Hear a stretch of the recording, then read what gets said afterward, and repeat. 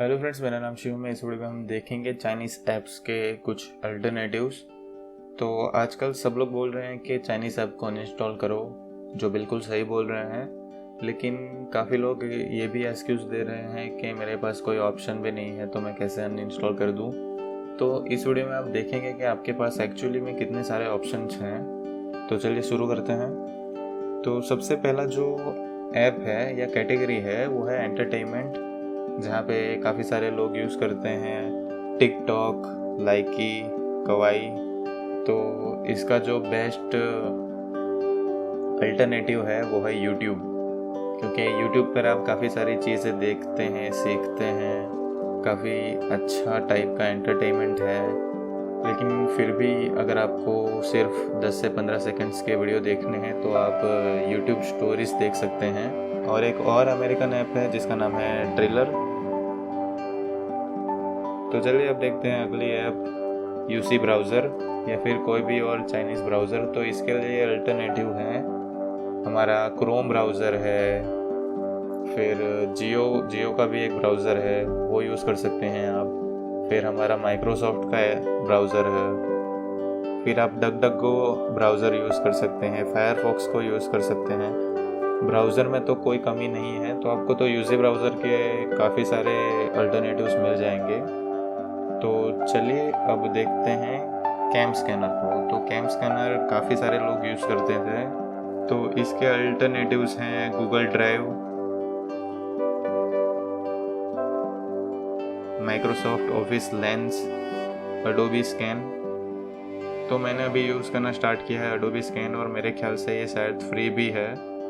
इसमें कोई extra charges नहीं देने पड़ते हैं, लेकिन ज़्यादा मैंने यूज़ नहीं किया है क्योंकि अभी तो कॉलेज बंद है, जैसे कि आप जानते ही हैं।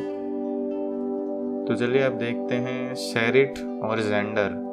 तो काफ़ी सारे लोग के फ़ोन में तो जेंडर तो मस्ट है, ऐसा सोच के वो जैसे ही फ़ोन लेते हैं सबसे पहले इसको इंस्टॉल करते हैं। और काफ़ी जगह पे जेंडर नहीं तो शेरिट पॉपुलर है, कहीं पे शेरिट नहीं तो जेंडर पॉपुलर है।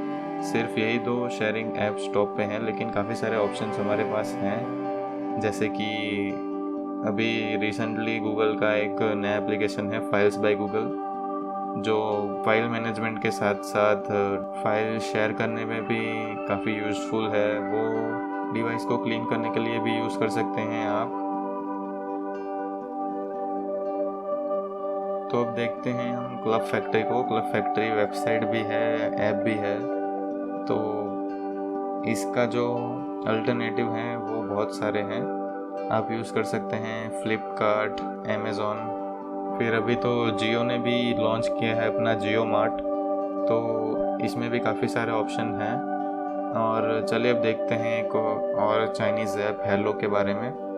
हेलो भी काफ़ी लोग यूज़ करते थे। ये यूज़ होता था ज़्यादातर रीजनल एरिया में, क्योंकि इसमें काफ़ी सारी लैंग्वेज सपोर्ट करती थी।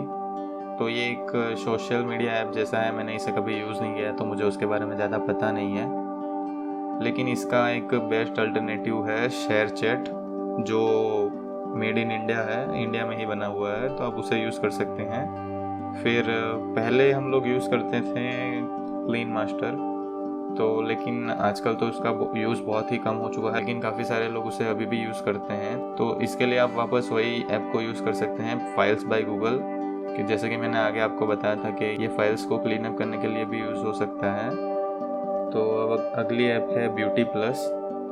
ब्यूटी प्लस में आप डिफरेंट फ़िल्टर यूज़ कर सकते थे, लेकिन अगर आपको फ़ोटो एडिट ही करनी है तो आप बेसिक एडिटिंग गूगल फ़ोटोज़ में कर सकते हैं, या फिर आप स्नैपसीड को डाउनलोड कर सकते हैं।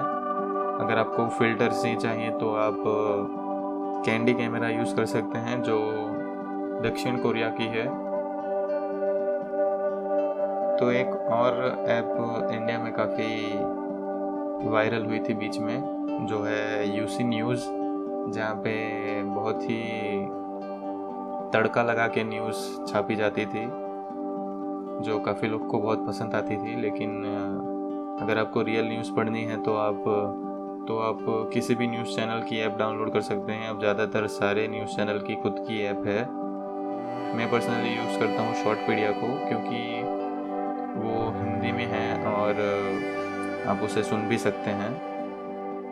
तो इन सारी ऐप को कभी ना कभी इंडिया में बैन किया है, या तो फिर ये कंट्रोवर्सी में फंसी है कि ये डेटा को चोरी करती है और पता नहीं क्या क्या। तो इसके लिए आपको थोड़ा अवेयर रहना पड़ेगा और काफ़ी अच्छी ऐप्स आपको यूज़ करनी चाहिए, काफ़ी रेप्यूटेड कंपनी ने बनाई हो। जैसे कि आप देख सकते हैं, अभी मैंने ज़्यादातर गूगल, एडोबी, यही सारी ऐप आपको दिखाई है।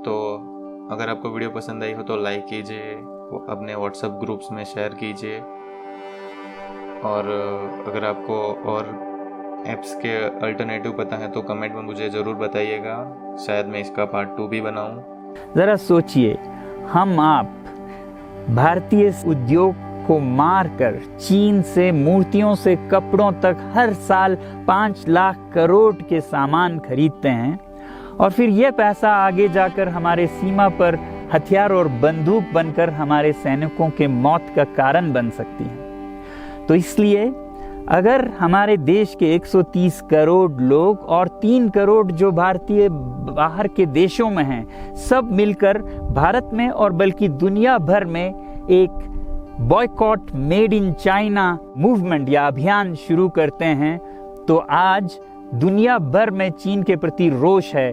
हो सकता है कि सारी दुनिया साथ आए और इतने बड़े स्तर पर चीनी व्यापार का बॉयकॉट हो कि चीन को जिसका सबसे बड़ा डर था वही हो, यानी कि उसकी अर्थव्यवस्था डगमगाए और उसकी जनता रोष में आए, विरोध और तख्ता पलट।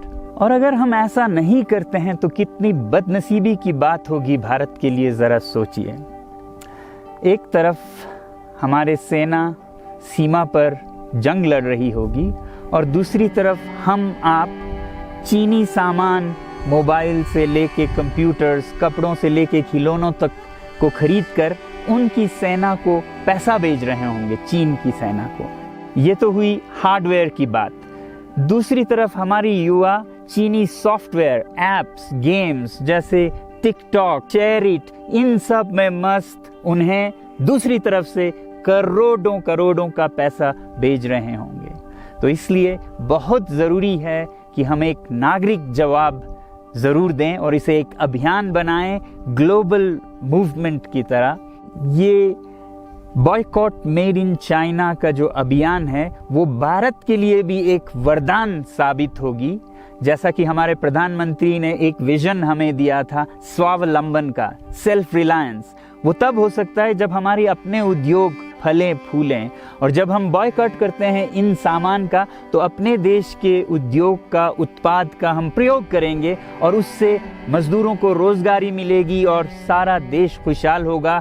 बजट होगा कि हम और अच्छी तरह से टक्कर ले सकें सीमा पर भी।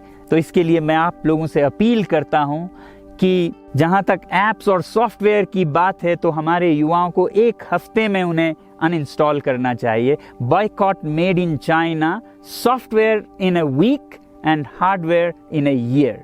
क्योंकि साजो सामान के लिए वक्त लगेगा हमारे अपने देश से और बाहर से विकल्प निकलने तक, तो उसे हम 1 साल के अंदर कर सकते हैं। तो ये हम न सिर्फ अपना प्रतिज्ञा करें बल्कि 100 और लोगों को इसके बारे में समझाएं, शेयर करें सोशल मीडिया पर, और हमारी जो मीडिया है वो जनता तक, देश के कोने कोने तक पहुंचाए।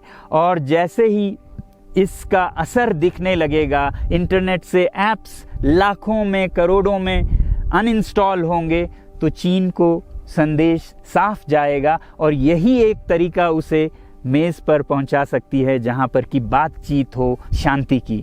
तो जाते जाते मैं ये बता दूं कि मैं क्या करने जा रहा हूं। इस फ़ोन पर जो भी चीनी ऐप्स हैं उन्हें तो मैं 1 हफ्ते में हटा रहा हूं, बल्कि ये फ़ोन जो कि चीन में बना है इसे भी मैं 1 हफ्ते में अपनी ज़िंदगी से अलग कर रहा हूं, और 1 साल के अंदर हर वो चीज़ जिस पे मेड इन चाइना लिखा है उसे ज़िंदगी से निकालने जा रहा हूं। हमें चीन से, चीनी लोगों से कोई समस्या नहीं है, चीनी सरकार और उनकी रवैयों से समस्या है। जब तक चीन में परिवर्तन ना हो हमें ऐसा करना होगा।